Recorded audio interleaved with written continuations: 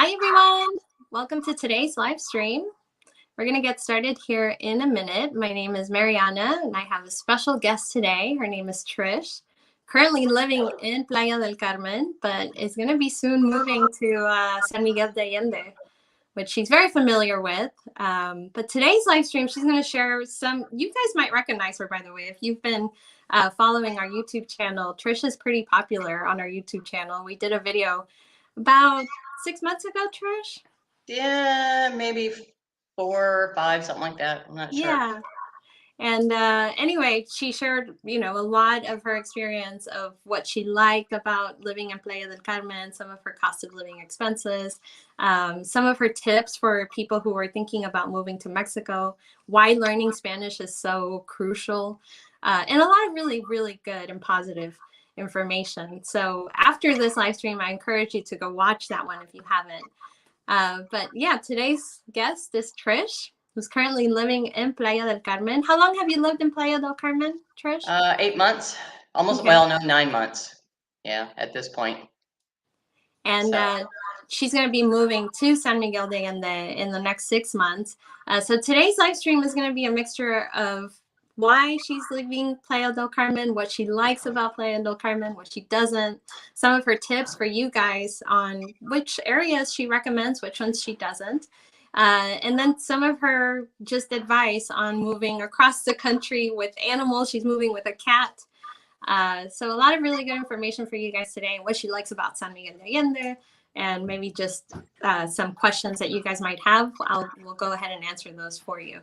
So we're going to get started here in a minute. Why don't you pop in and say hi? Let us know where you're watching from. I see some people here coming in from Chicago. By the way, I am navigating all of this from my phone today because my computer is having some problems. So bear with me as I try to figure it out. Hi from Chicago. Thank you so much for being here.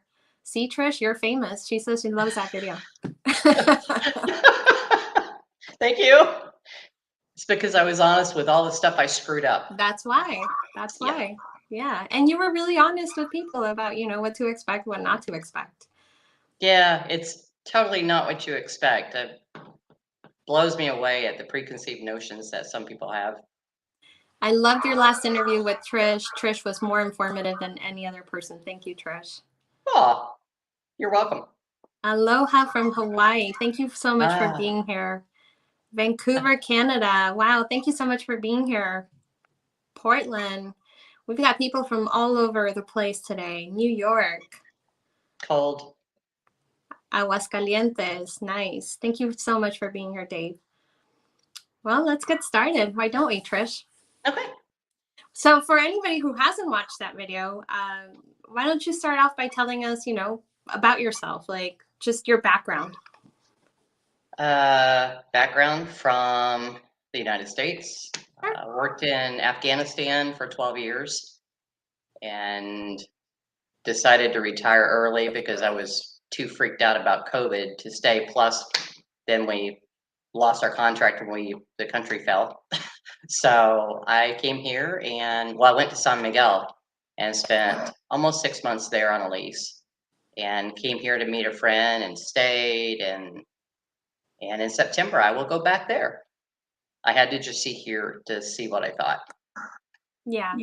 You fell in love with Playa del Carmen because it was like the beach and the laid back vibe. And yeah, I had visited here with my sister in 2018, and we stayed in Playa Car, which is beautiful, but it's nowhere near like grocery stores or anything like that. But it was really neat. And so when my friend was coming in, she was leaving Afghanistan and was coming here for 6 months. I told her I would meet her back here, and we'd spend some time here. So she made it here a month and moved to Cancun because she said it was too humid here, and she liked Cancun better.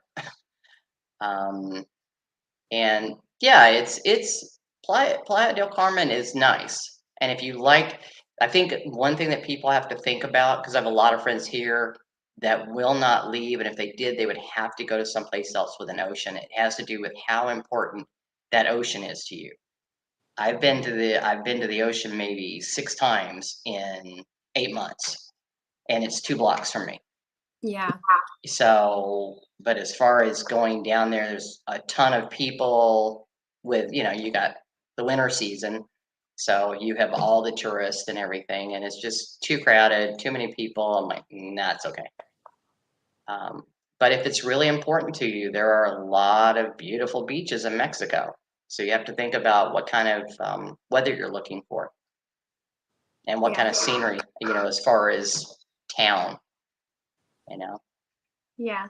And you mentioned earlier you've lived in Playa now for 8 months. Have you always lived in the same spot, like the same rental? No, I've lived in two. I had 2 months in an Airbnb, and then because I was rushing back to the US to get my residency status, I had to have an address. I signed a year lease on a place. And that's could be one of the reasons. It's not the only reason, but that would be one of the reasons why at the end of my lease I'm going back to San Miguel. Is I didn't just things you don't think about till you've lived through it. But I rented in a really nice place, really expensive, which was blows your budget right there.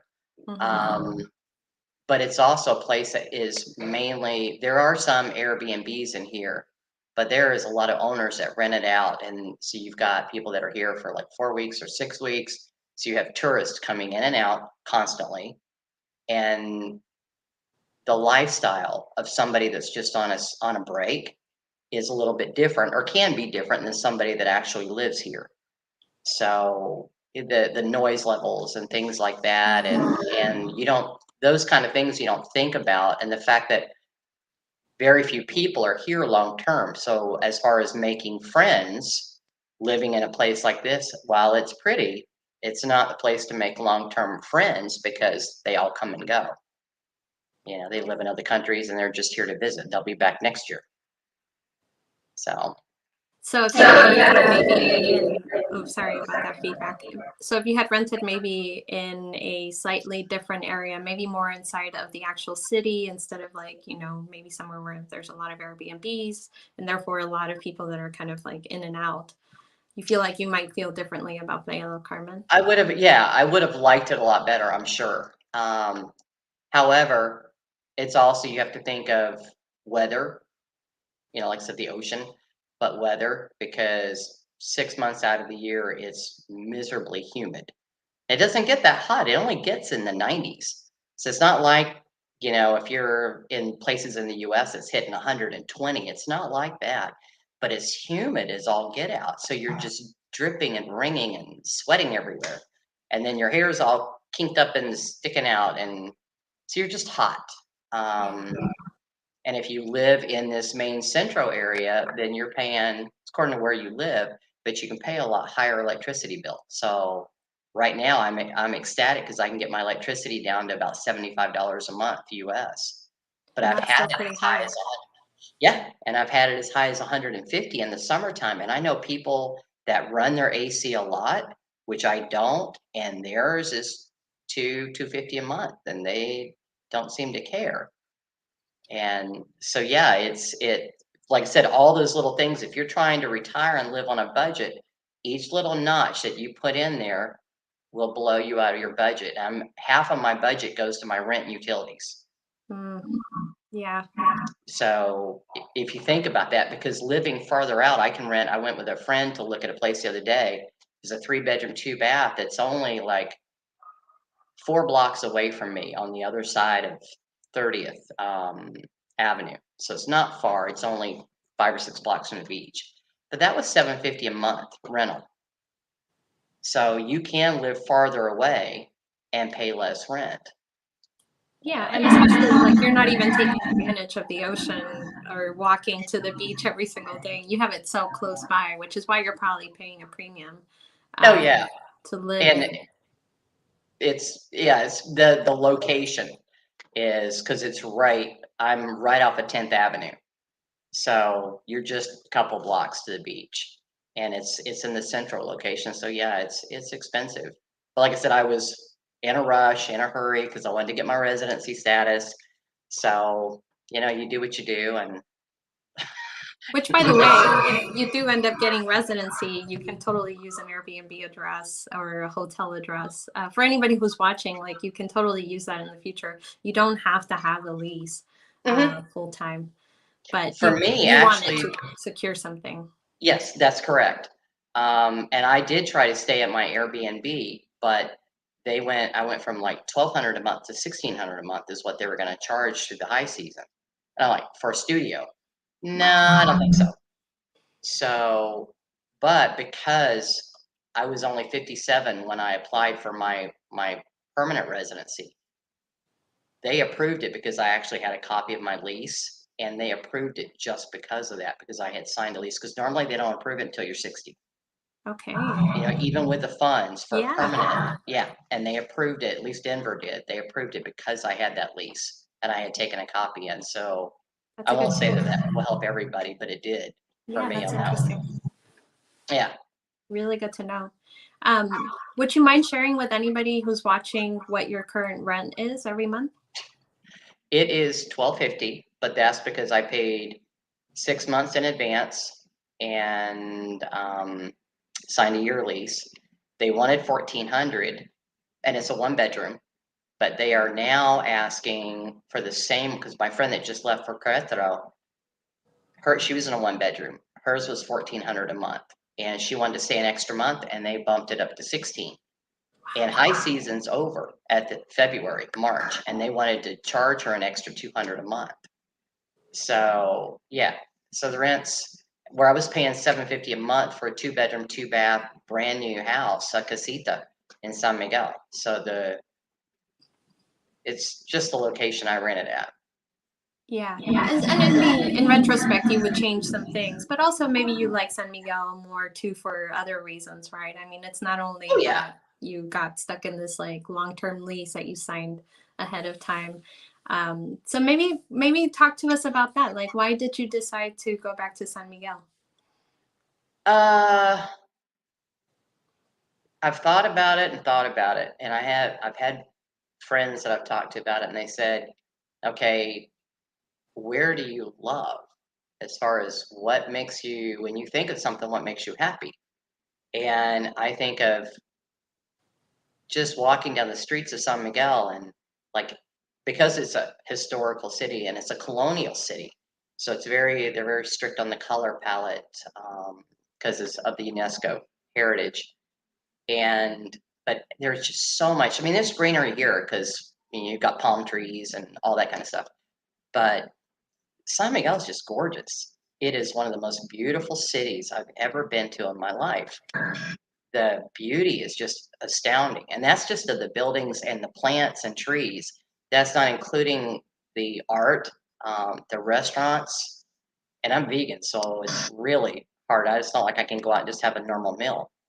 Um, but I have friends that aren't, and the restaurants are stellar there. So the food is better there, um, and it's small. Okay, so you've got what the population here is about 390,000, and that doesn't include all the tourists that are Mhm. flock in here, and because of COVID, we've had an excess amount, a lot of tourists. San Miguel's what, 140,000 or something like that. I think the last time I looked for 2020, it was 140. So it's just a much smaller town. It's easily walkable if you don't mind hills. Um, so it's just a beautiful city, and it's a different vibe because you don't have all the tourists and the young tourists that come here to the beach to party. Think of Playa del Carmen and think of spring break. Okay, that's what I think of when I'm here, is of those spring break beach towns. And that's generally, even the people that are in their 40s and 50s and 60s that I see here, it's still more that spring break kind of mentality. And San Miguel's not like that. It's a lot more artsy, and it could be where I live here in Playa too. So I can't. I have friends that live 30 minutes on the other side of the highway from me, and I've walked over to their place, and it's just beautiful over there. You know, it's really pretty, quiet, no tourists, but it's still hot. Yeah, right. Like, and for some people, I'm so sorry about that feedback. I think it's coming on my end. I It don't hear sounds anything. really loud when I talk. But for some people, it might be awesome, right? Like they want that lively beachy party atmosphere, Yep. and it's just not for you. For some people, they want that hot weather year round. They're coming from Canada, where it's like Oh yeah. 6 months out of the year, and they just like really they've never experienced this like really warm weather year round. So it's not for everybody, but it certainly is for some people. And like you mentioned, there's some people that will never leave that in Playa. Oh yeah. They won't leave here, or if they did, they would have to go someplace else where there's an Another ocean. beach. Um, and it's as far as I mean, the wintertime here. There's times when I've had on pajama pants and I had to go to Old Navy and buy long sleeve shirts and a hoodie because I was freezing and I had no warm clothes. So it can get, when it gets in the 60s here, it's cold. Or maybe it's just me. But I do know other people that had on. You see people walk around in bikinis, and I'm here with like me and the locals are walking around with long sleeves and pants on. Yeah. Yeah. So Is it there does. is Go there ahead. any specific neighborhoods that you would recommend? Like if somebody doesn't know anything about Playa del Carmen, they're just beginning to do their research, but they want to live like not in a very like kind of the area that you're living in. They don't want to be surrounded by maybe a lot of like foot traffic. Are there specific neighborhoods that you think are better for them that are still close to amenities like grocery stores and taxis and things like that? There's a lot of gated communities, but it has to do with whether you have a car or not. So, because I know people that live in those, and even down by the beach and stuff, but they're farther out to where you can either walk and you can take a taxi back if you get groceries, but Chedraui and all these places deliver as well. Um, but no, I don't. There's like a neighborhood. My physical therapist just bought. Her and her husband just bought a condo over by Plaza Las Americas, and she said there's a whole neighborhood over there, and that's a huge, huge mall. But she said there's restaurants and tiendas and all kinds of stuff there, but Everything. it's much cheaper, and it's about a 40-minute walk from here, and that's walking. But for her, it's a 5-minute drive. Yeah. So a lot of the people that if they have cars, they end up living in gated communities, and it's a lot quieter. It's totally different than this because you're not in the tourist scene. But it has to do with what kind of vibe you want. And Playa Car, which is a 20-minute walk from me, Playa Car is nice and quiet. At least where my sister and I stayed was quiet, and I've walked down there a couple times since then. And the beach is a lot calmer as far as people. um, Totally different area, and that's really nice, but it's expensive, or it can be pretty expensive, Mm-hmm. and it's a hoof if you're carrying groceries. Oh yeah, totally. Yeah, yeah. So, but I don't know the neighborhoods enough to where, like in San Miguel, I know the neighborhoods. I don't really know the name of the neighborhoods here because I don't. I've stayed within. I'm probably within A smaller 15, parameter. 15 block area Yeah. that I walk because I've found little shops here or there that I go to, and there's a fruit and vegetable DAC, which is a really nice little fruit and vegetable place that's 3 blocks from me, so I can go there a couple times a week, and I can get fresh bread and all the stuff that I want, and then Chedraui delivers, so all your heavy stuff you have delivered. Um, so I don't have to go out and take a taxi. I can walk everywhere for whatever I'm gonna do.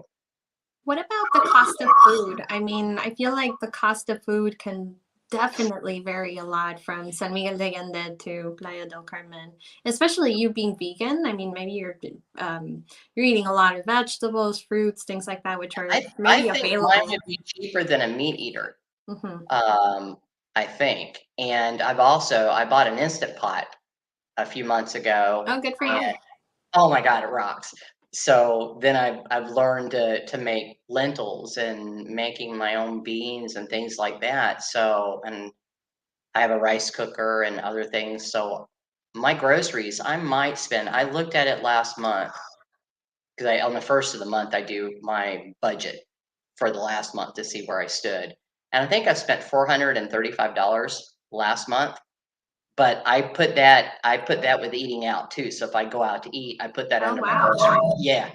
But I can go out to eat for $7 to $10.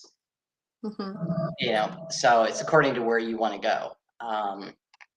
But I don't go out to eat that often. But and I try to buy organic as much as I can, and still, but I eat a lot of beans and rice and fruits and vegetables, so it's a lot cheaper for me. My main expense is coffee.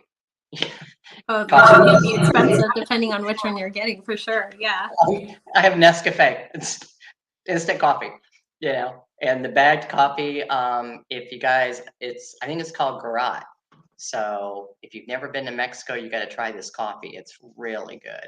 What's it called? Garat. I think it's Garat. Okay. I got a bag in the kitchen. I'll try to remember that to put it up. Somebody has a question and they want to know if you had ever been to San Miguel before you decided to move there. I guess I missed the beginning of the live stream when you started talking about. Oh, well, yeah, I visited San Miguel over the years multiple times, but I visited a lot of cities in Mexico over the last 30 years. And the longest I had stayed there was maybe 8 days, 10 days when I had my sister with me on vacation somewhere. But no, I signed a lease, sight unseen. Generally, I would say not to do that. But the owner did it while I was in Afghanistan, and she did a Zoom walkthrough with me so I could see the place and told me all about it. So I signed it sight unseen and got there January 28th of last year.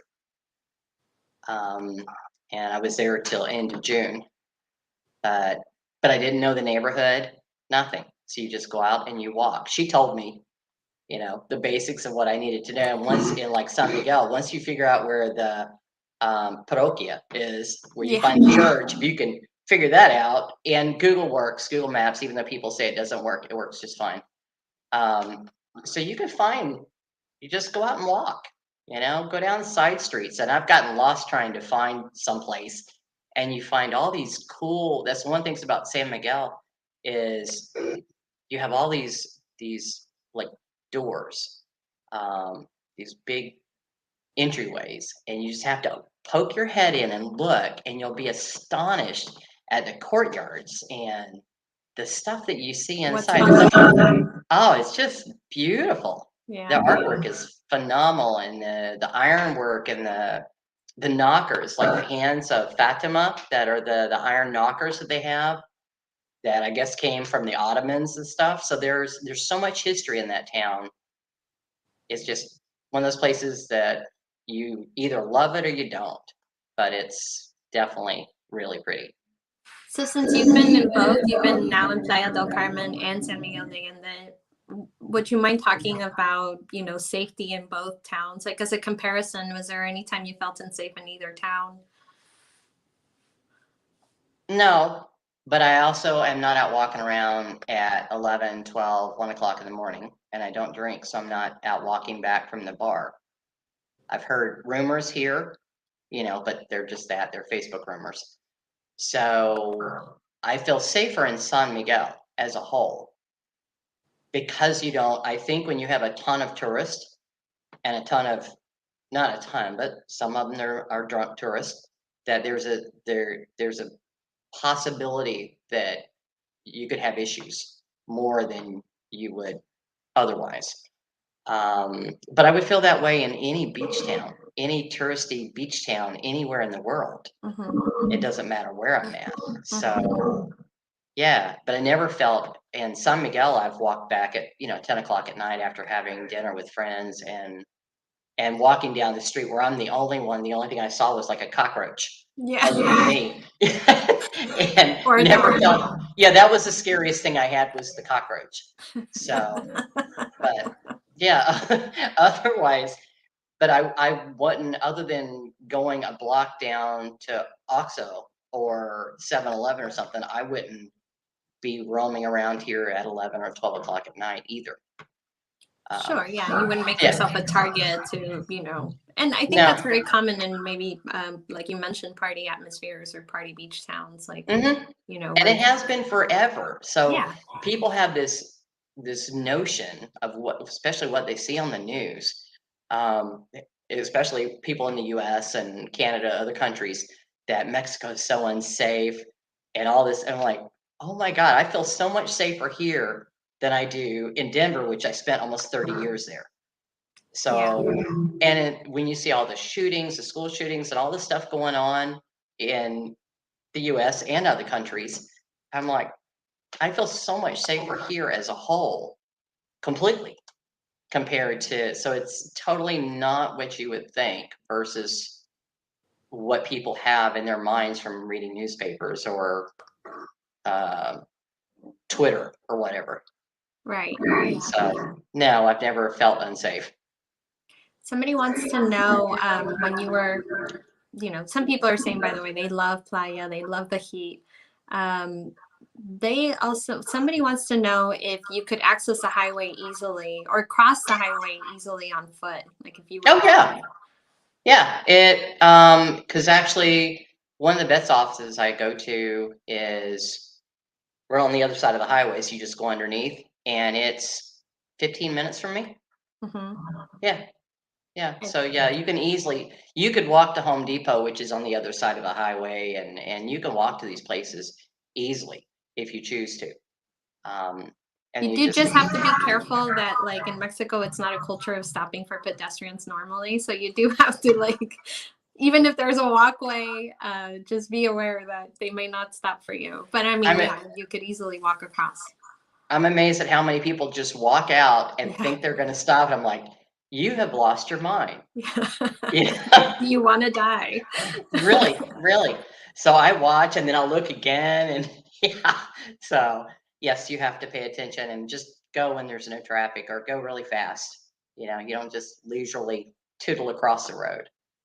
So Lily here is saying that she knows the coffee you're talking about, Garat coffee. It's very good and the price is very affordable. It is. She's moving to San Miguel de Allende soon, so maybe you guys will meet. She will love it. And join your love for Garat coffee. It is. It's cheap because I found it in a little store in San Miguel. I have to try it out. Oh my God, it's phenomenal coffee. It's really good. I love coffee. Yeah, yeah, I do too. But I'm not gonna make a pot for just me, so I drink instant. Yeah. Yeah, I'll drink instant. But if somebody's coming over, I'm cold and I want coffee, I'll make the Garat because it's good coffee. If I go back to the US, I have to carry bags of it to my sister. That's how good it is. Yeah, it's good coffee. So how about, since you're vegan and you go out to eat every now and then, what about the availability of vegan restaurants in San Miguel de Allende versus Playa del Carmen? Is there one that you think is better? I think there's plenty of both in both places. Mm-hmm. But I think the quality in San Miguel is better. And I'm not slamming anybody here. There is, and I don't know if it's Don Romeo or Don Romero. I think it's Don Romeo's. There's an Italian restaurant here that is amazing. That's really good. And if you want to, and they have wood-fired pizza. So if you get that, I would just get it without cheese. It's really good. And their pasta's great. So there are places here that are really good. But overall, quality-wise, food quality, I found San Miguel was hands down. And my friend, the one that just moved to Querétaro, her son sets up like big, like high-end chain hotels. Okay. And him and some of his coworkers visited San Miguel a few weekends ago. And he was telling her after she'd already paid to move her stuff and got an Airbnb in Querétaro, told her that she would love San Miguel because she's got a dog. It'd be great for her dog walks, and that the food was phenomenal. So this is coming from somebody that lives in Dubai, that's originally from Miami. So he's very, it travels all over with all these hotels, and he said San Miguel had great food. So I would totally take San Miguel's food over the food here. I would agree. For a lot of people that don't know, San Miguel is known as this kind of like this hub for a lot of wealthy Mexicans on the weekend. So they bring some of the best chefs. They have some of the best, like best of everything, right? Like best hotels, best, Yeah. and there's different ranges. I mean, it doesn't always have to be really expensive food. There's all varieties of restaurants from very inexpensive places, even cocinas económicas, which are like you pay $3, $5 and you get, you know, a plate full of food, to very high-end restaurants. So there's like this very varied amount, which is what I love about San Miguel, honestly, just how many different options you have for everything.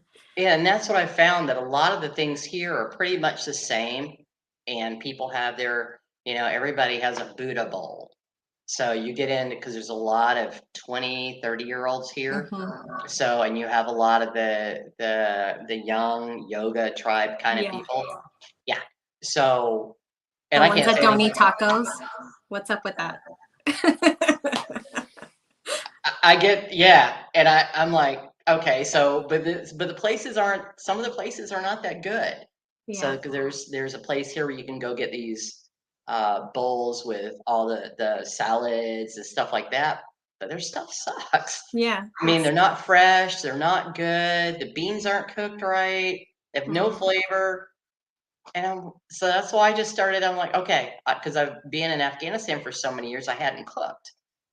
So I've relearned to cook and relearned to cook without oil and all these kind of things. And so that has been, I will give Playa a thumbs up for that, if nothing else.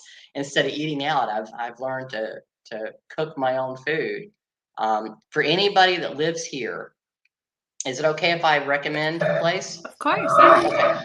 For anybody that lives here, if you are a vegan, or even if you're not vegan, you're vegetarian or want to try something different, there's a place on 38th Street, right before 30th Avenue, and it's called Olio Mercado Vegano, and they have like vegan tamales.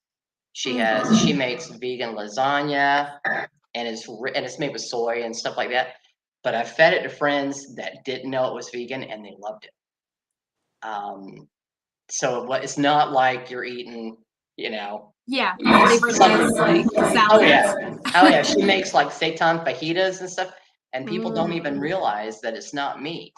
So the place is really good. So I go like once a month, and I stock up on some of the stuff that I don't make. So I always have tamales in my freezer and stuff like that I can take out and throw on top of the beans that I've made. So it is a really good place. So there are good places here. I just, it's just different. It's apples and oranges. It's according to what you want. I'm not slamming Playa in any way because it's a beautiful city, but it's not that colonial historical city. So if you look at like Morelia and some of these other areas that have that colonial vibe, it's just different. It's not as based on tourism. So it has a feeling of history about it that you don't get here or in Cancun. Yeah. Yeah. Somebody has a question about if you've ever considered Guanajuato. Is there a reason for living in San Miguel de Allende versus Guanajuato? They say it's just as beautiful and colonial and it's less expensive. Yeah, it is. No, I've not been to Guanajuato, but I have people that I know, friends that went there. And I think because of the way the highways are where they go under, I don't think is as walkable. And I don't know about the size, like the population size of Definitely Guanajuato. bigger. Yeah, and that for me is something I like, being able to go from where I live to the other side of town and do what I want to do in an hour each way, pretty much. I like that smaller city vibe. I found everything that I needed. And that was the thing, because Morelia is beautiful. And if I wanted something big, I would go that direction, or Querétaro or Guanajuato. But I like the smaller town. Still takes a while if you're in a taxi or something or driving because of the one-way streets. It still takes a while to get anywhere. But if you're walking, it's not that bad.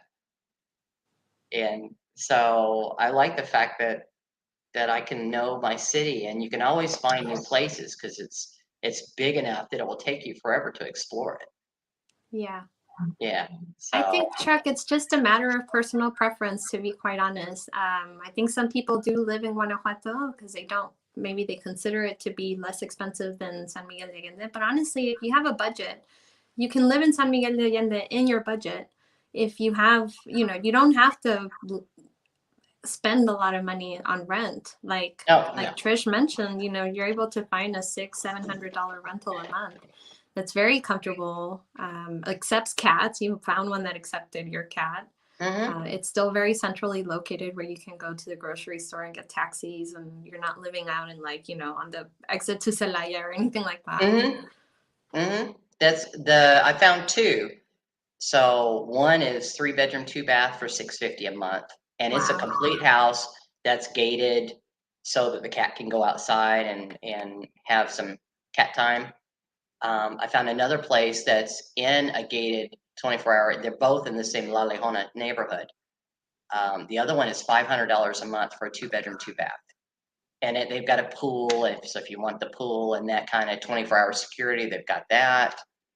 And that's $500 a month. So it has to do. One of the things that I found, and I didn't realize till a friend pointed it out, but if you're looking at kind of comparing cost in your head of what it's going to cost to stay someplace versus staying in an Airbnb, the Airbnbs that you look at in San Miguel are nuts. They are super expensive.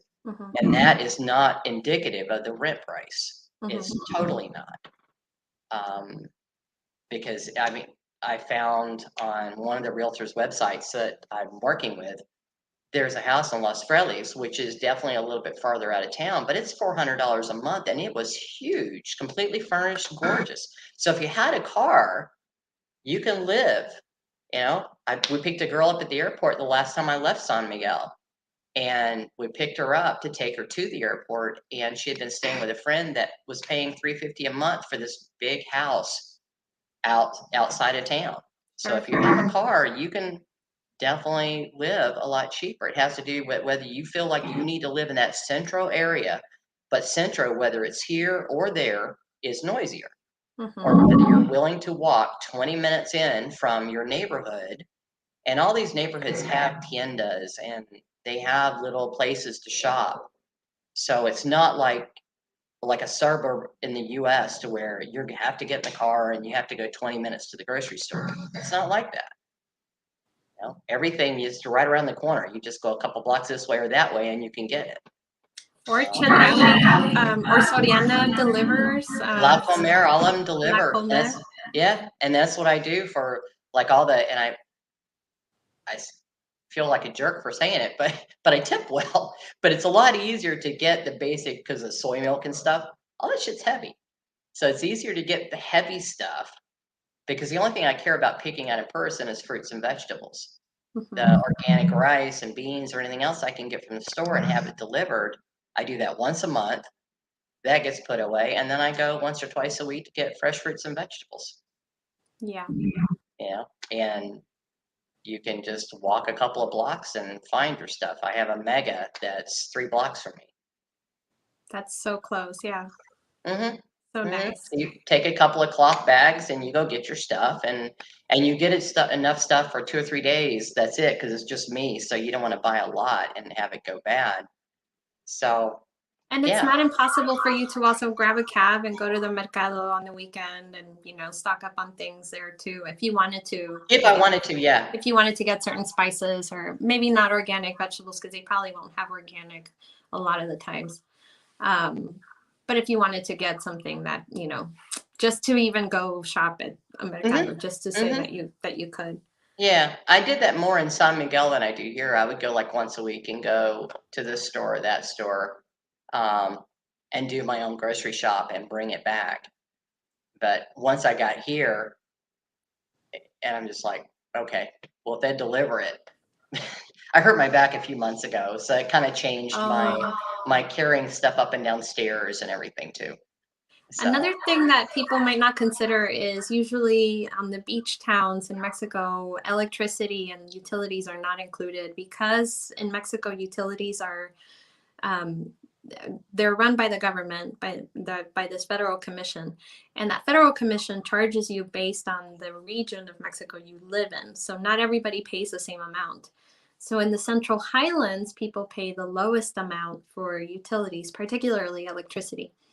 And in many parts of San Miguel de Allende, I'm not sure about the rentals that you saw, but many rentals include electricity because it's so inexpensive that they'll just include it in the rent. Yeah, mine was, I think she paid, was like 400 pesos a month for my 2 bedroom, and my landlord had this huge house with these big lights and everything that were on, a lot. Mm-hmm. And then we had a washer, dryer, and everything. So yeah, it was $20 a month.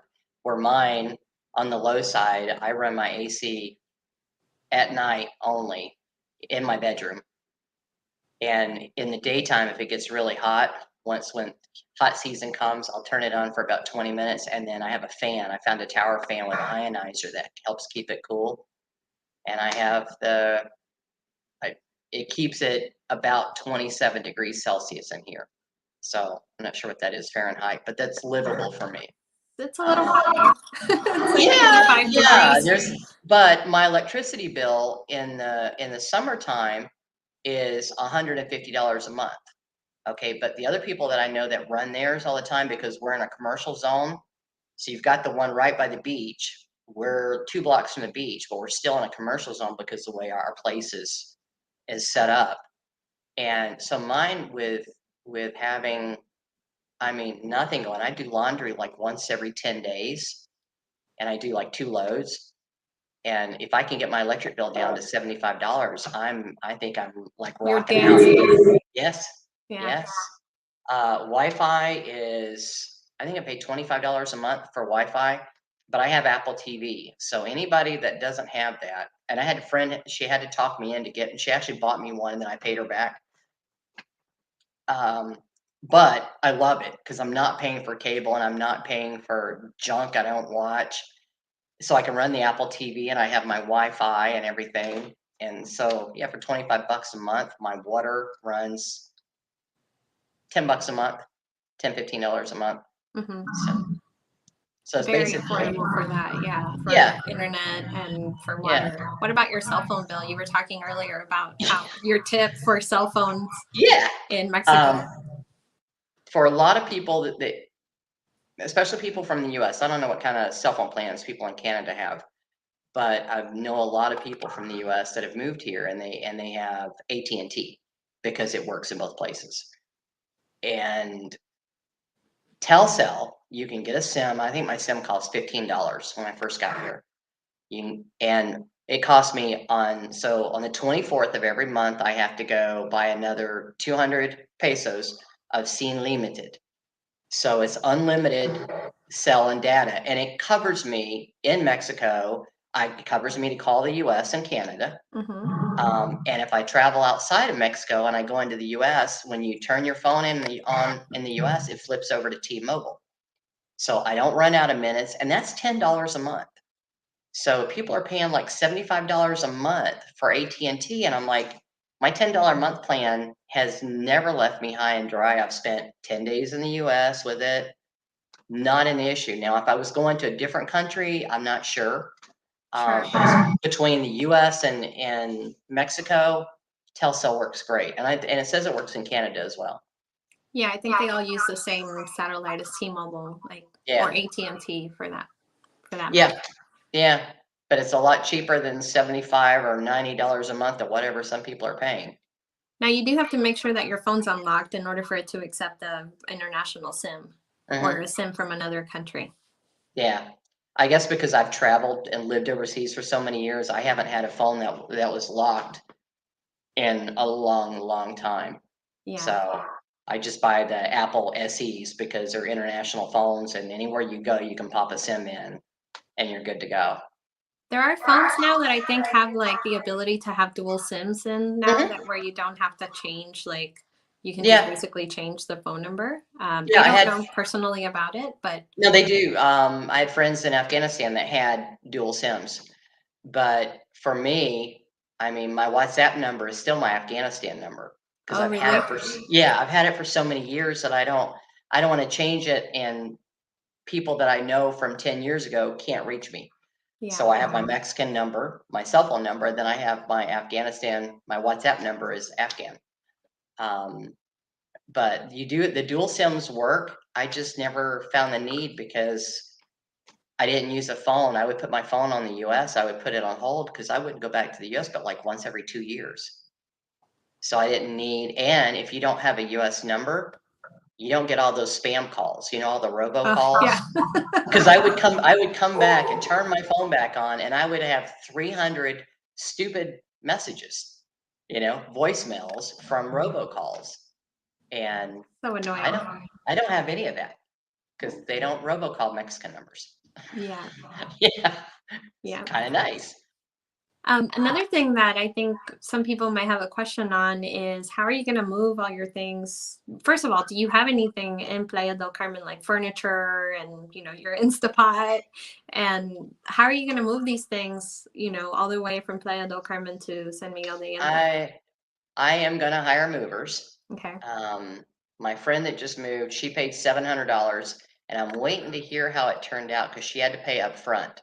Half of it before they came and the other half when they showed up, and it can take up to 30 days for her stuff to get there. With an actual company? Yeah, for a local company, yeah. A national company here in Mexico, yeah. Okay. So I'm kind of waiting to see how that turns out, and then I have the best movers, and I'm gonna try them and compare. But she paid $700, and she had 2 really big duffels and like 14 boxes. Me, the only thing I've really got is I've got a cat tree that somebody gave to me, but it's a pretty nice cat tree that would cost me quite a bit to replace it, and another cat bed and cat scratcher.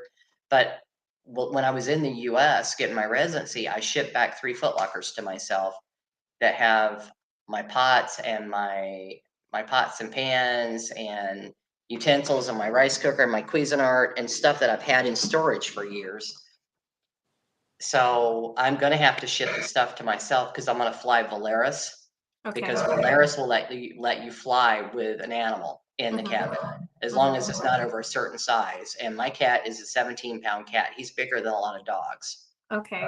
Yeah, he's big.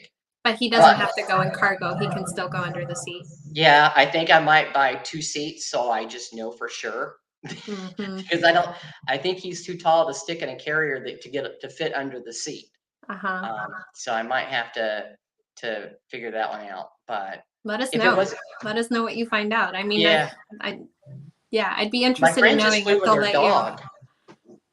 Volaris will let you fly with a dog up to, I think, 20 pounds or 17 pounds, and the dog can sit in your lap. So she just flew with her dog, but she had to get the vet checks, and then she had to have her dog certified as like one of those emotional support. Yes. So she got that done. I guess I could do that for my cat, and my cat is leash trained, but I'm not putting him on a plane with just a leash. Yeah. A leash and harness. I don't think that's gonna work because he freaks out about everything. So yeah, maybe buying that extra seat might not be a bad idea, just so you can save anybody from getting scratched. Yeah, because he eats me. He has a tendency to eat me when he feels like it. So yeah, I don't want to have that happen to anybody else. But I want to keep it as easy for him because you've got the taxi ride from here to Cancun, and then it's an hour and a half ride from Leon to get to San Miguel. Yeah. So it's not a short distance, but to drive from here, because you had asked if I would drive, it's 24 hours. Yeah, forget about it. Yeah. If I don't know how I would drive with a cat. I drove for 8 hours years ago with a cat moving from Albuquerque back to Denver.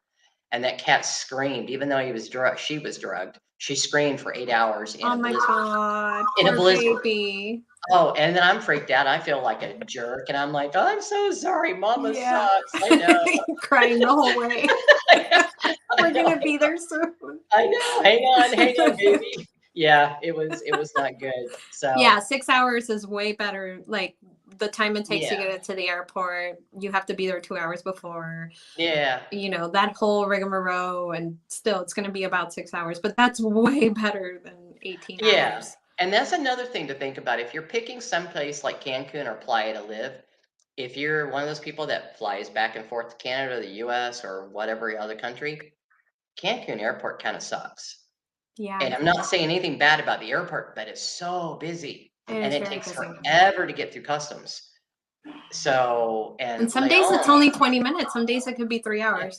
yeah, I've come down and it's backed up all the way to top, and it takes people 3 or 4 hours to get through, Yeah. and then during COVID and stuff, it's taking forever to get your luggage. Then you're waiting for another hour at the carousel to get your luggage. So, and flying into Leon and a little airport, it's still international, but it's a little airport, and you're done so much faster. It's so much quicker in and out. Then Querétaro. Yeah. I haven't tried Querétaro, so I don't know. I'll have to ask my friend when she calls tonight to see how that went, because that's a big city. So I would assume that airport's pretty It's busy pretty too. big. Yeah. Yeah, yeah, and that's why because you can fly into Leon or Querétaro to go to San Miguel, but I've always gone into Leon just because you can get Bajío Go for $30 one way, and they'll pick you up and take you to your destination, and it's such a fast airport. It's fast and simple airport to get in It's and so out of. small. Yeah. Yeah, yeah, For yeah, those and of it's you that don't know what Bajío Go, it's BAJIO Go. mhm. And it's a shuttle company that charges you, you share a shuttle with a lot of other people. If you want a private shuttle, you can do that, but it's really expensive. But if you want to share the shuttle with other people that are going to the León airport or the Querétaro airport, it's only $25 each way. Plus taxes, it might be 30 or something like that. But Yeah, and you can book it online. You give them your the flight, because if you're actually just going on vacation, you can let them know when you're coming back, and so they'll make sure they pick you up on time to get you to the airport on time yeah, for your flight. So you give them all the information of your flight details, and they're there. They're standing outside with a sign, and I've used them for years. it's wonderful service. Yeah, it Mhm. is. It is. Because And a private driver will charge you about $60, so it's like way more expensive. yeah, just for me to go, and I have a driver that I've used to take me to back and forth to the airport here and friends. And during off season, it's like 700 pesos to go one way. Mm-hmm. So it was 1,300 round trip when I went to the US and came back, and he picked me up. So, but About now, $60, yeah. yeah, high season, he's charging a lot more. If you take a taxi, that's even more. Well, and gas has gone up, the Oh cost of yeah, fuel. So he's just trying yep. to, at that point, break even, make his money. Um, That and with the road construction, getting to Cancun back and forth can be really slow going at times because yeah, there's a lot of road construction. yeah. So it can take an hour, hour and a half at times versus 45 minutes. Somebody wants to know what are the negatives about San Miguel de Allende in your opinion? Um, the negatives would be if you don't watch where you're walking, you're gonna break your ankle. Yeah. But that's here too. But it's more so there because the sidewalks are really high. Um, and sometimes there's a trough between the sidewalk and the street because of the heavy rains, but it's cobblestone. So the sidewalks are not really wide enough for two people, especially if you're one of those people that just takes up the sidewalk. So you can turn sideways and be really nice and say compromiso and let people pass and be okay. But if you're just out there on your phone with your cappuccino taking up the sidewalk, people have to get off on the street. So if you're not looking down when you're walking, if you want to look at something, stop, get out of the way and look. Don't walk and not pay attention to where you're stepping because you'll break something. Mm-hmm. That the streets and the fact that it's really hilly, so if you have a problem, because it's a mile high, so it's definitely higher in elevation, so if you have a problem, you might have some issues acclimating to the altitude for some people, especially coming from Definitely. sea level. It'd be like going from Miami to Denver or something like Yeah. that, the Exactly. Very acclimatization. good comparison. Yeah. Yeah, yeah, it's In many so ways, I mean, it's not only the altitude; it's very dry. It's a high desert, so it is high desert, so but that's one of the things is it gets cool at night, but it doesn't get cool till late. I think because the stone and the streets hold the heat, Mm-hmm. so it doesn't really cool off. So you can be really hot when you go to bed. it cools off at like 2 o'clock in the morning, 3 o'clock in the morning. And then until about 9 or 10, it's a little cool. But as soon as you go outside in the sun, it's gorgeous, because in the wintertime, you're 35, 45 at night, but it's 70s outside. It's beautiful. Even in the summertime, it's getting down in what, the 50s and 60s at night in San Miguel. So if you don't like, if you don't like cold, it gets cold here too, to me. Once you've acclimated anyway, right? Like it gets chilly. Yeah, I mean, I had only been here a few months, and wintertime came, so I got here at the end of June, and December wasn't so bad. January kind of got cold, and we had some rainy days, and it was down in the 60s, and I was cold. So yeah, but it's cold. It can be cold all day because of the humidity and the breeze level and stuff. So it's just different. It's according to what kind of place you're looking for. Yeah, a lot of this is a matter of like personal preference. Yeah, yeah. I think the only drawback to San Miguel, if I was going to pick one, is that I don't really see. There's not like, but there's not here either. But like rivers and streams, like mountains where you have a forest kind of thing. So you don't have that in town, to where if you go to, what is it, Mamila? There's some other areas that actually Definitely if you went to like the Quisquiapan or like those areas outside of like closer to Querétaro, where there's like a lot of hills, a lot of green spaces. Yeah, and so that's the thing is if you're looking for green spaces, I don't find a lot of green spaces here. If you like the beach and you consider that a green space, great. And there's nice landscaping and things, but as far as green spaces, there's not a lot of green spaces here in Playa. There's a lot of green spaces in San Miguel. You have Parque Juarez, but you've also got all these little different parks around Parroquia and different seating areas and stuff. So there's a lot, to me, it's a lot more landscape green spacing. A lot of the streets have a lot more trees and flowers and plants, and it's definitely a lot greener there. The culture is also different, in my opinion. I mean, it's much more of a city compared to like Playa, where it's much more of a beach town. I feel like Playa is very it's slower. The vibe is a little bit more beach vibe, slow pace life. I feel like San Miguel is it's not a hustle and bustle by any means, but I still think that things may get done a little bit faster. Yeah, but I find that I think people, maybe it's just the way I look at it, because I'm pretty laid back, and it's the people here seem to be in a hurry. Okay, the tourists and stuff are in a hurry, go, go, go, go, go here. Where San Miguel, I didn't see that as much. You saw it with some of the tourists, but the locals, you didn't see it quite as much. I see. Yeah, so I thought San Miguel was slower.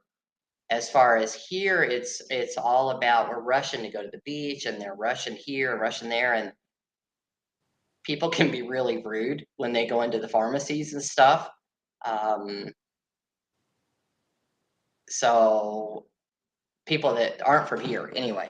Tourists, Yeah, the tourists.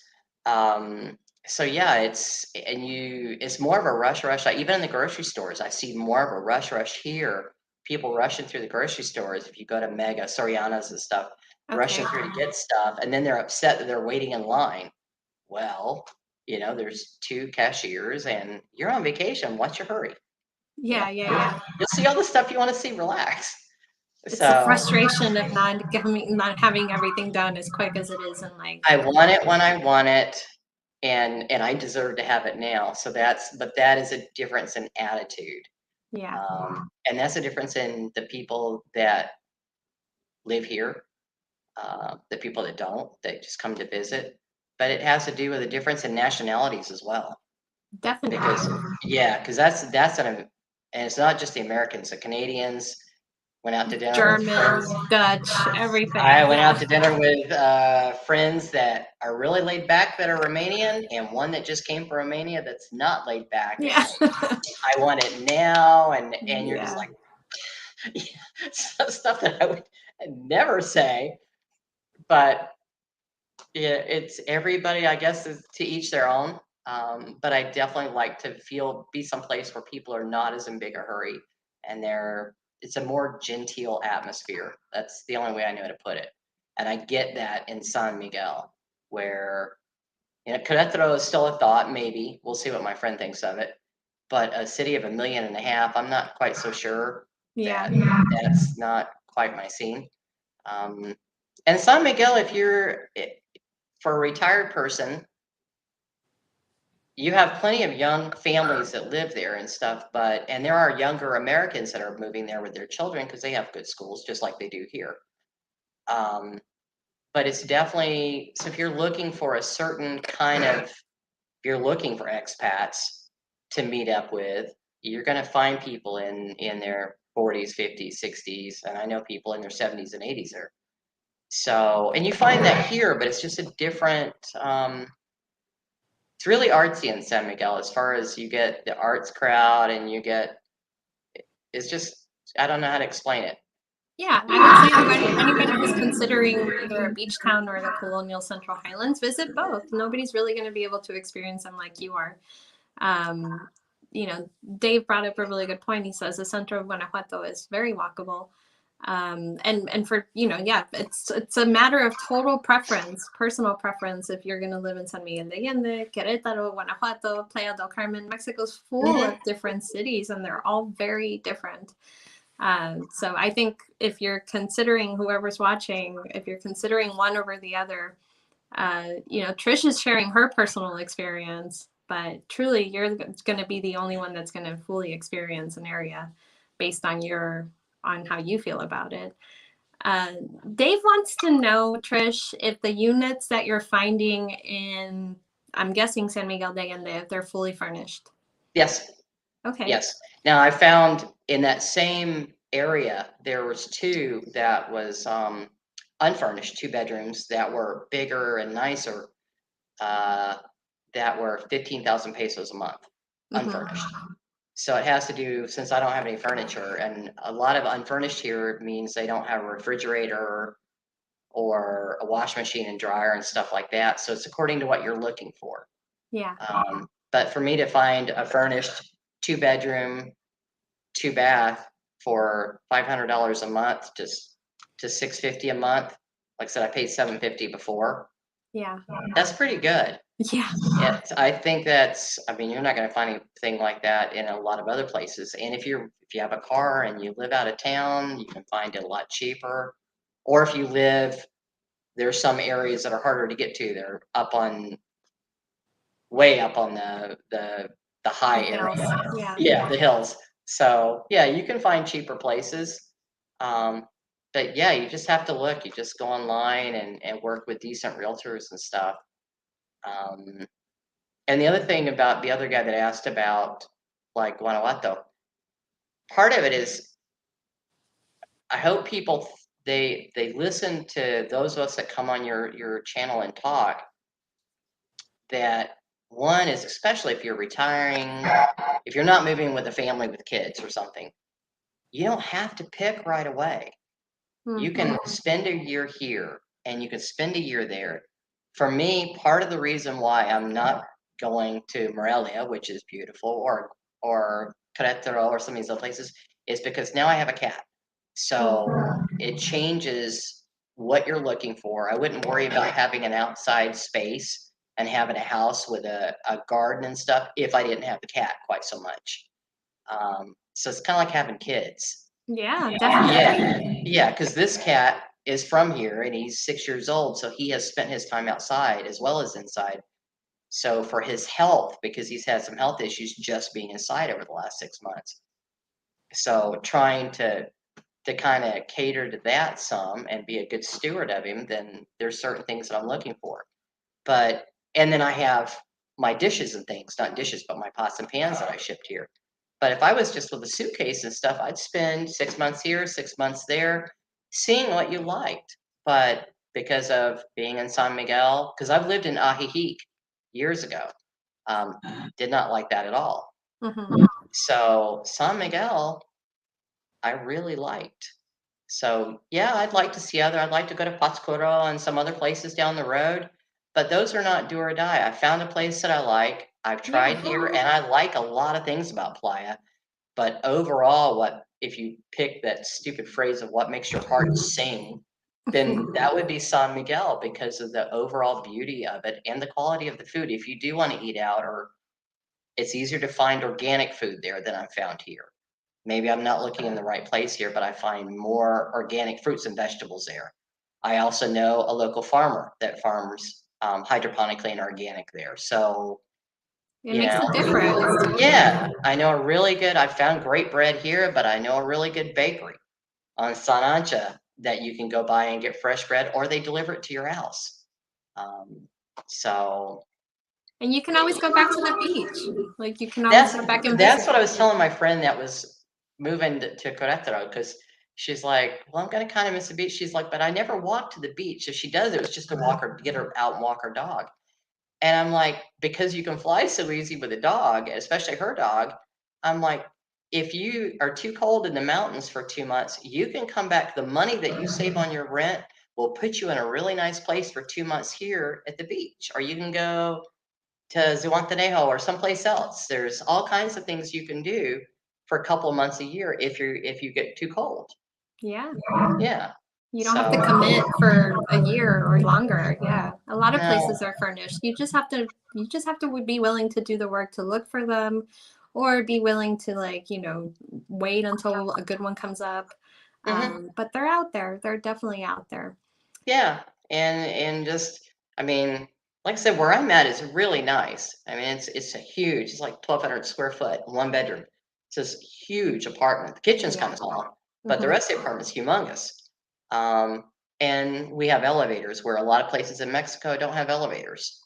So that's another thing. If for anywhere you go, to think about, especially like in San Miguel, for anybody that's older and has a problem with mobility, even an Airbnb, check and see where it is, because there's a lot of places they'll say it's 10 minutes to Centro. They don't tell you that it's 10 minutes of walking straight up or straight down the mountain, Yeah. Good point. or up and down 300 steps. They Good don't tell you, point. sorry, the cat's biting my foot.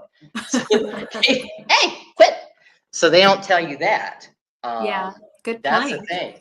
So Yeah, if you have mobility issues, that's something you have to really reach out to the Airbnb host and ask them, Mhm. truly the walk, what's it really like? Yeah, Um, and so, because Google Maps is not going to tell you, it might tell you you have like 30 steps, but it's not telling you that the exactly change in what, elevation. not quite telling you that. I rented a place one time, my sister and I, and the place was gorgeous, absolutely beautiful in San Miguel. Didn't realize it's on a street that you can't drive down. So it's a walk only street, and it's Mm. straight downhill. So it's like a 70% Oh. pitch. Oh, wow. Oh, so I almost died And then trying to get if our it luggage. rains, it's like Uh, you're like yeah. praying. It was horrific, and then I got blisters because we'd walked down into town, so all I brought was flip-flops, and I got Oh, blisters on my feet. So, yeah, so you take a taxi back, but you still had to walk up the hill, and so you're at probably 75, 8,000 foot elevation. yeah. Yeah, and I was in some place in Afghanistan at the time that was really low elevation, so it was like 1,500 feet. So it was a big change for me. So I was huffing and puffing. I couldn't breathe. I was dying. So yeah, there's things. Hey, quit. Sorry. He really wants to come out on video, Trish. Yeah. Well, he's Or really he wanting wants to. you to get off the video so you He can wants feed me to him. get up and feed him wet Yeah. food because he's biting my shins. But Yeah. that's his way of saying hello as well. Yeah. Jeez. Sorry about that. Let's take But one more question here, so that people can hear you sign off on one last one. Let's see. Dave has another one. He says, "How are you finding the units again? Are you looking online? I'm finding mainly unfurnished. I need furnished as well." So, in your um, research, how did you find these in San Miguel? hang on. Let me get my glasses. If I turn the lamp on, will that? Let me see if that No, that's good. is that a big issue? No. Okay, San Miguel Rentals. So if you look online and go under long-term furnished rentals, which is what I did, So I looked online and did that, and I found San Miguel Rentals, and there's another rental company. Mhm. And so I can send the two links to you, and you can put them out if you want. I I would say personally, there's the best way to find them is to look in Spanish. But I know that then you have to read the whole thing in Spanish, and it might not be the most like efficient way if you don't know how to read in But Spanish. they can, two things, because I have friends here that don't speak Spanish. If you do Google and you have it translate, Google will translate it for you. Exactly. So you just open it in Google and make sure it always translates to English. You can figure it out that way. And you can open up on Google, you can open up English to Spanish, a Spanish to English translation. Because I do that for when I get stuck on something that I don't know. I'll do that, and I have WhatsApp, and I'll put it in there so I can text back and forth with somebody with the translation. So I know at least that I'm not totally sounding retarded. But yeah, but Not most fully, not fully. San Miguel, there's most of them, they speak English because there's so many expats that go there. So that's the thing is the site that I pulled up, and I did open it with Google, but it came up in English just fine. Both of Yeah. them. And Both of it's the probably rentals. in English, right? Like that one is in English. Mhm, Yeah. mhm. Yeah. What I'm saying is going on a Spanish site like propiedades.com or inmuebles24.com. I'll put in the comments, Dave, for you to like so you can actually go to those sites. And then looking for rentals that only say amueblado, which means furnished. But if you do what Trish says and just do like if you're using Chrome and you translate it to English, it should translate it. It should Mhm. translate from amueblado to furnished. So I'll include those links on here when we're done. Just the Spanish versions of those sites, because I mean they're all in Spanish, but you can right click and translate to English. I think that's where you'll find a lot of inexpensive rentals. I think a lot of the sites that are in English, you'll find a lot of really good furnished rentals, and some of them are really well priced. Like the prices that you're talking about, Trish, are amazing.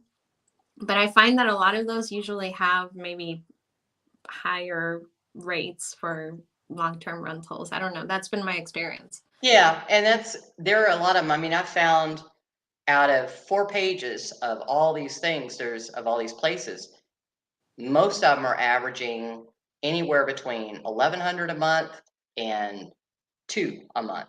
So Yeah. it has to do with I was looking by neighborhoods because I know the neighborhoods in San Miguel that I like. I know it's walkable and where I'm willing to live, or not willing, but where I would rather live. Um, and then finding, because yeah, Centro is really cool, but Centro is really expensive. So are you willing to go to San Antonio or La Lejona or some of these other places where it's cheaper? You're going to have maybe a 30-minute walk in instead of a 10-minute walk or 5-minute walk, but it's not like the exercise is going to kill you generally. No, it's good for you. Yeah, it is good for you. And that's one thing is whether here or there, if you don't take the taxis. I mean, the only time I've gotten a taxi is if I bought a lot of stuff, which I haven't done in many, many months. I haven't taken a taxi in a long time. You just walk everywhere, so you're getting your steps in. That's one thing I have to move is I bought an elliptical because we have a gym here, but when we went back into yellow, I think they kind of opened it up to where everybody could go in there. Well, it's a small gym and you got 5 people in there. I'm not about to go in there with that many people with no mask on. Mm-hmm. So I bought an elliptical for my apartment so I can do my 30 minutes a day on the So you're going to elliptical. carry that with you too? Yeah, it's only like 45 pounds. It's one Oh, without a okay. motor. Yeah, so it's really light. It folds up, works really well. But it was $100. If you look at the cost, like the cat tree, I had friends that moved back to the UK and gave it to me. That would probably cost me $200, $150, $200 to replace. Mm-hmm. Yeah, the cat bed with the scratching post was probably $75. The elliptical's $100.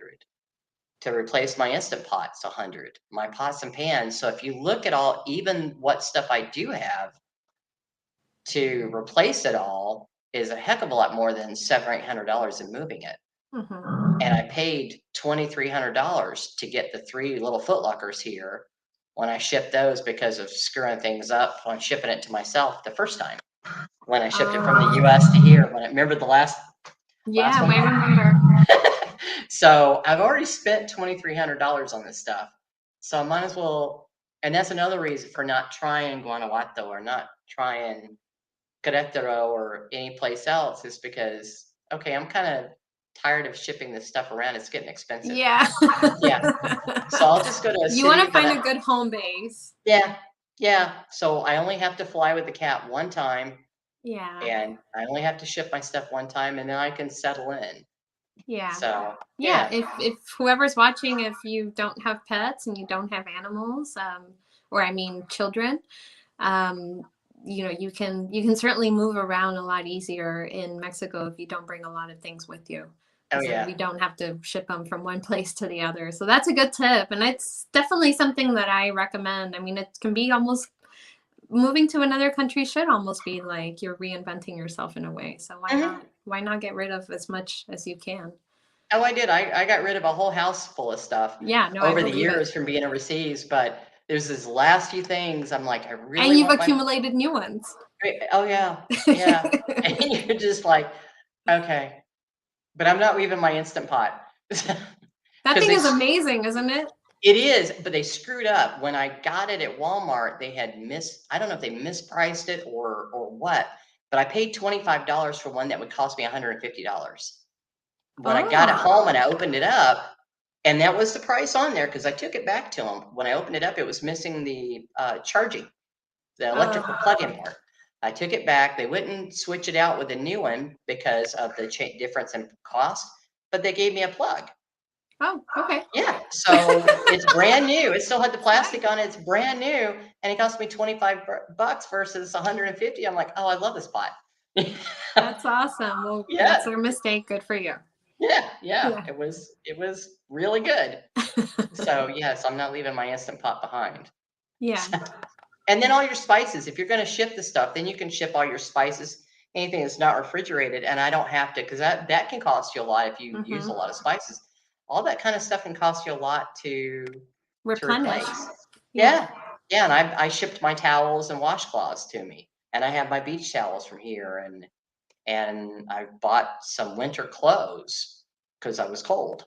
So, and I'll need them in San Miguel. So all that stuff I can just ship, Yeah. and Is that there way. anything that you haven't been able to find in Mexico that you have to get in the US? The only thing is my face wash, which is just because I choose to use that. Mm-hmm.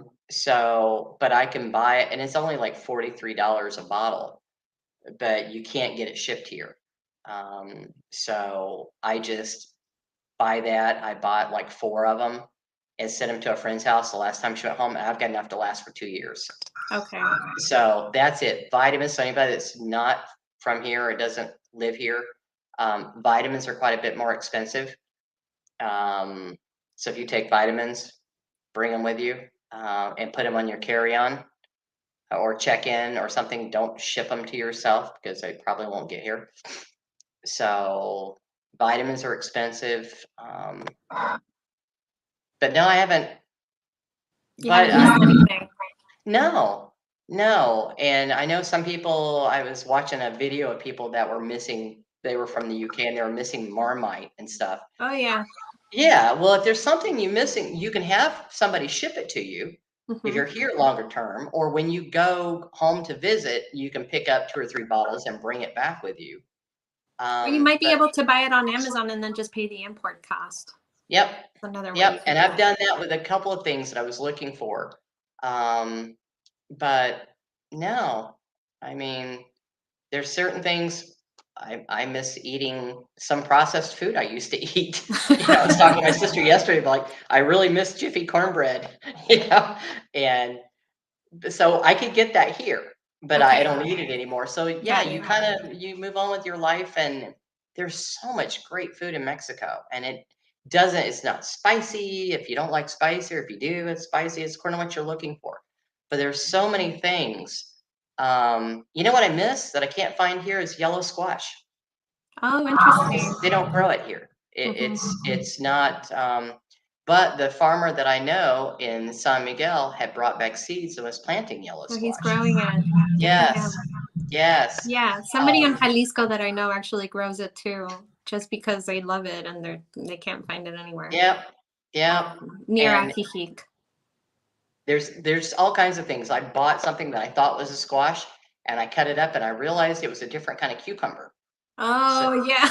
yeah, I'm glad I didn't try to cook it like a squash. Yeah. So you find, but this, and then I was explaining to a lady in Spanish because she didn't know it was a local lady that didn't know what to do with okra, and so I was explaining to her how to cook okra, Yeah. different ways that you could cook it, Yeah. and she was like, "Oh, Yeah. so yeah, It's kind of like a nopal, a little bit. Mhm. It's Yeah, slimy like it. yeah, it is, but that's a slimy I can do. The Nepal, not quite so hot on. I've had Yeah. it. So Yeah. I can do it. What I do is there's a mixed vegetable that has Nepal in it, but it has poblanos and onions and stuff. So when you make your beans, if you throw that in your beans the last 10 minutes or so, it gives them a really nice spice to your pinto beans or black beans or whatever. And then the nopal's in there, you're getting all the vitamins, and I don't really taste it. Yeah. And I And don't, it's not slimy. it's not slimy. Yeah. Yes. Yeah. So you hide it, but you're getting all those vitamins. So Yeah. I'm glad that you like that you're eating nopal. I know that you don't love it, but I'm glad that you're eating it it. works out in my beans just fine. Mm-hmm. So I'm like, anything you can eat that's a fruit or vegetable, anything different than you get in, because it helps your I know it's like hippy dippy, but the microbiomes, it helps your stomach. Mm-hmm. Okay. Something you're not from here, it's all beneficial. Mm-hmm. It's new fruits and vegetables. It gives new life to your body. So try something different, because I've found some amazing food here. Yeah. You know, there are things that I miss, but nothing that I will die without. That's good. That's good to Yeah, know. yeah. You just find alternatives. You know, found out that I Well, really, there's other things I can eat. we'll have to do another one when you're finally moved to San Miguel de Allende, when you're settled in, Yeah, I when moved you've actually. September 1st, so I've Okay. got yeah. We'll do another one like October-ish, so to give you some time to unpack and everything. You can Yeah. show us your house, and I'm sure people will Yeah. have questions then. Yeah, because I'm gonna probably fly there in May. I've got a cat sitter, and I'll fly there in May and go find a place and go ahead and lease it and pay the upfront fees and stuff. And that way I know I've got an address to ship to, because I don't want to do an Airbnb for a month with a cat, and I just want to go there and settle in. Yeah. So yeah. That cat is lucky to have you, Trish. He's just such a good cat. The reason I got him is because they sent me pictures of him, because when I went to visit him, he ran and hid. He went out in the yard and took off because the trash truck came by, and it scared him, so he just bailed. Um, so they brought him to the house after I said I would take him, and I'd never met him, but his pictures, he looked just like my Afghan cats. So he's a regular, he's making noise. He's just a regular, like a tiger striped tabby, but he's just a Mexican cat. But I Yeah. see cats all over the streets that look just like him. But he has lots of personality, and he's very talkative, and he needed a good home because his parents were leaving him to go to the US. Yeah, they had a baby. He didn't like he doesn't like sharing, so he didn't like the baby. And they were moving back to the US, and they wanted a good home. But And you're not having any babies soon, so. at 50, almost 58, no, no, that will never happen, unless it's a miracle. No, no, he's enough of a baby. Yeah. So yeah, Yeah. yeah, That's he's good. pretty It's cool. good companionship for each other. Oh yeah, yeah, he's pretty entertaining. Well, thank you So for doing this, and thank you oh, for sharing all your experience today, and a little bit of your future plans.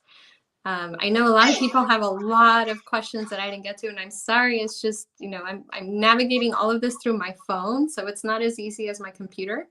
But they'll be available, Trish, as soon as this is posted on the YouTube channel. So I'll share them with you, and maybe if you yeah, and want to take I'm some more than time and go happy to through them. answer him back. I can answer if you tell me if you want me to do it by email, and then you post them, or however you want Or to do if it. I don't mind answering. Yeah. Or if you want to just comment on the YouTube comments. I don't know if you have a YouTube account, but if you just want to Yes, I comment do. on there, okay. Yes, Then and I you have can you just saved reply. to it. You're one of my subscriptions. Oh, that's right. We So, talked about that. yeah, You watch the yeah, videos. yeah. Yeah, because I was like, where else would I? And that's where I found like Morelia. I'm like, oh my God, it's beautiful. Hmm. However, when I Googled it to see how many people live there, I'm like, oh hell no, I Huge. want to live in almost 1 million people. That's just not, no, Yeah. you know. So, Pátzcuaro might be. and my old landlord has a friend that lives up there, and Mhm. I've thought about that, but You like San Miguel, like, I do, and I'm like, yeah, I'm not trying to reinvent the wheel. I'm trying to yeah. find some place where I know I can get a long-term rental You don't need to overthink that's it. no, no. And if you find, and I know where to go for really good food, for, if I have people, very rarely, but if I had people come visit me, I know great restaurants to take them to. My doctor's there. Yeah. Yeah, I mean, it's just, it's a great town. You found But you found your home. yeah, but there's a lot of great towns out there. It's not like the only one. It works for me. Hmm. Um, but there's a lot of people that Playa works for, and Cancun works for, and Puerto Morelos, and Tulum. Definitely. I'm So working on a few videos for you guys to show you a couple of Central Highland towns that don't get a lot of publicity. One of them is Cuernavaca, and that one might have gotten publicity back in like the 60s and 70s, was like really popular, but I think it's kind of fizzled out. So I want to show people what Cuernavaca is like. So we're going to have a videographer go out, show you like boots on the ground, what it's like. And then maybe possibly show you some rentals in the area. The other one is Valle de Bravo. Another one is Pátzcuaro. I want to show people what Pátzcuaro's like. So, a lot of people just don't know what Mexico's truly like. They think it's just like, and no fault of their own. It's just like the things that get promoted are the beach resorts, right? that, Or or they Mexico think it's City. the desert, or they think it's a Mexico City or the desert. Yeah. Because like everybody thought that about Afghanistan. Oh, it's really hot. No, it's not. It's cold as shit in some places. Yeah. According to where you live, it can get really cold and have a lot of snow. Yeah. So Mexico is just like the United States as far as the variedness, from one coast to the other, from the mountains to the lowlands. Same thing. I mean, Mexico is. That's why if I didn't have the cat, I might travel more. I tend to not like to travel a whole lot anymore. But there's no reason for me, because I have other friends that are going. They want me to go to Malaysia with them, and they go to all these different, and they're going to Machu Picchu next month, and Ecuador and Peru and all these different places. And I'm like, you know what? If I wanted to travel, I would travel throughout Mexico, because there's so many places to go that I would want to see. But my days of traveling to other countries, I'm pretty good. Yeah. There's so much you can still explore in your own backyard. Yeah, there's a lot right here, Mm-hmm. and it's just a beautiful country. Yeah, it really is. Yeah, people just need to come down. Don't come because your preconceived notions generally will not fit, what you see. But it's just a beautiful country. It really is. Yeah, it is. So you got to go and check it out. For anybody who is new to this channel, I included a link at the very, very beginning of this live stream where you have I can't find it now, but here it is. So you have access to a free Living in Mexico guide. So it just gives you some information on residency visas, cost of living, healthcare, a bunch of different things, pets, what paperwork you need to bring them into the country, what you don't need. So it's fully free. Go check it out. You don't need an email address or anything like that. I'm just giving it to you guys. Next live stream is on Thursday. So I always do them on Thursdays, but next Thursday it'll be at 5 p.m. And we're going to have a lady named Blanca, who's a facilitator in La Paz. And she does a variety of different services. She offers with immigration, or she helps with immigration. She helps you get your driver's license. She'll help you open up a bank account. She'll help you set up utilities. She used to be a banker for the longest time for BBVA. But she decided to just join the expat community and help people who are moving to La Paz. So it'll be a really good live stream next week. You'll get to ask her your questions about living in La Paz, the services she offers, and then whatever you want to ask her. So Trish, I want to thank you so much for being here tonight. It was great. It was good to see you again, and I will see you in Yes. October. Yes, I'll check we'll back. I'll check back tomorrow and see if there's anything I can answer if anybody has any questions. Thank you so much. Okay. Okay. You guys have a great night. You too, Trish. Okay. Bye, everybody. Bye.